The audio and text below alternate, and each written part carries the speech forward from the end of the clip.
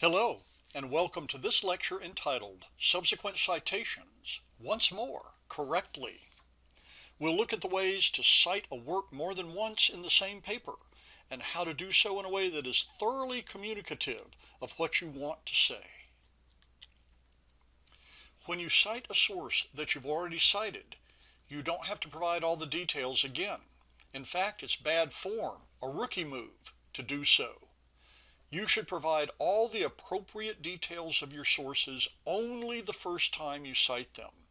That's why we call those first full citations. You have two formats to choose from when citing those same sources more than once: the author short title format and Ibid. Let's chat about them both now. But first, if you read Turabian, you'll see that she allows a third type of subsequent citation, the author name page format. Do not use this unless otherwise instructed now or in the future. Instead, use author short title, for which the elements are simple enough: the author's last name, comma, shortened title, italicized or quoted as appropriate, comma, page number, period. About the title: if you're shortening a book title, italicize it. If an article title, put it in quotation marks, and you should not include the journal title. Shortening a title is easy enough. Use up to 5 words, not counting a, an, or the, from the title. But they have to make sense. Often, you can use the main title without the subtitle. Here's an example. Footnote 12 is the short title subsequent citation for footnote 10. You'll see we used only Benjamin's last name, the title that is only 5 words long anyway, and the appropriate page number. Footnote 13 is the short title subsequent citation for footnote 11. Here we use Adler's last name, the 3-word main title of her book, and appropriate page numbers. Look at the punctuation too. Pause now if you need more time.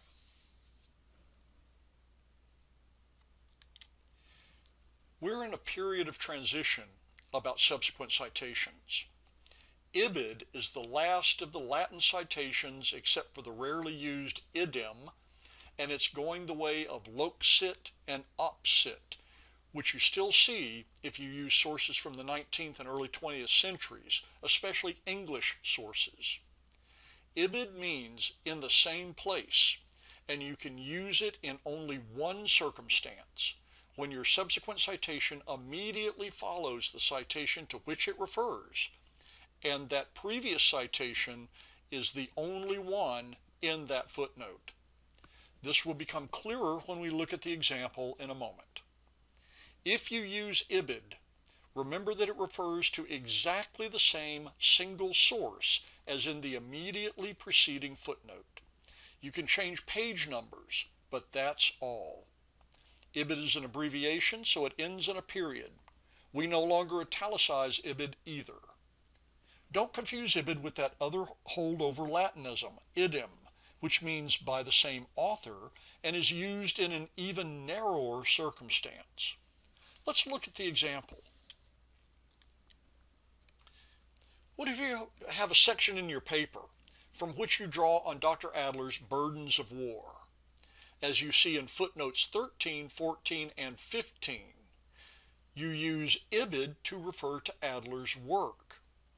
The point is that you're letting your reader know where you got your information in a concise, easy-to-read manner. You can use Ibid after the first full citation too, if it's appropriate. Let's examine notes 13 to 15.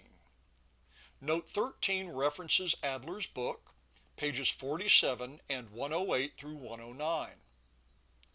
Note 14 references Adler's book, page 100. Note 15 also references Adler's book, also page 100. If note 15 cited a different page, you can insert that page number just as easily. If you need a second to absorb this, pause now. Otherwise, we're off to see the abandonment of Ibid. A specter is haunting research papers, the specter of dumping Ibid. Look at footnotes 13 through 15 again. Rather than use Ibid here, we've used the author's last name short title format. We've included the same page numbers too. Let's compare Ibid and this new form. On the left, you see Ibid in footnotes 14 and 15. On the right, you see the short title form. Note one thing in comparing notes 15. Using Ibid, you don't repeat the page number if it's the same. But in author short title, you must, as each citation stands on its own much more than does Ibid. If you need a second to ponder these, pause here. Otherwise, we're off to the conclusion. In this lecture, we learned that subsequent citations let readers see your sources in a succinct, easy-to-read way. We also learned that there are two types of subsequent citations, the author's last name short title form and Ibid. We discussed how to compose an author short title subsequent citation. Author's last name, title shortened to about 5 words that make sense, and page numbers. We also discussed the narrow circumstances for using Ibid and how to do so correctly. Only when Ibid immediately follows a single citation footnote, that it's an abbreviation, and that you can change page numbers but nothing else. Finally, we compared citation systems using Ibid and using the short title form instead, for scholarly writing is abandoning Ibid. This ends the lecture. As always, thanks for your attention.